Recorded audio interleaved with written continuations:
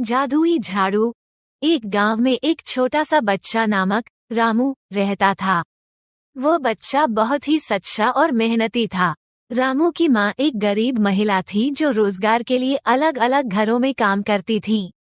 एक दिन उसकी माँ उसे बाजार से झाड़ू लाने के लिए भेज दी। रामू बाजार में घूमते हुए अचानक एक अनोखी दुकान पर पहुंचा। वहां पर विचित्र और चमत्कारिक जादूगर जी दिखाई दिए। जादूगर जी रामू को जादुई झाड़ू दिखा रहे थे। वह झाड़ू इतना चमकीला था कि उसे देखकर रामू की आंखें चमक उठी।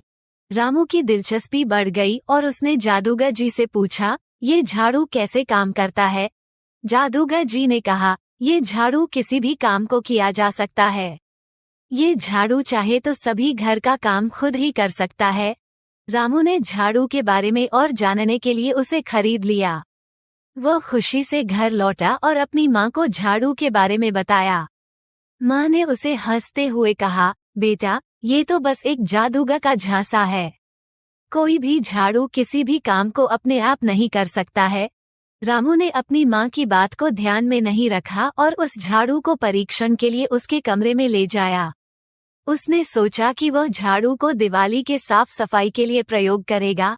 रात के समय जब रामू किसी चमड़ी के जूते साफ कर रहा था, तो उसने झाड़ू को काम पर लगा दिया।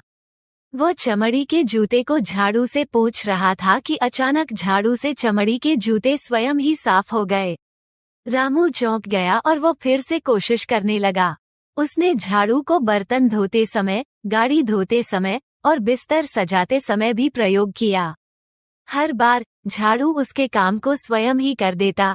रामू ने अपनी माँ को झाड़ू के चमत्कार के बारे में बताया और उन्होंने उसे धन्यवाद दिया कि उसने अपनी माँ की बातों का पालन किया।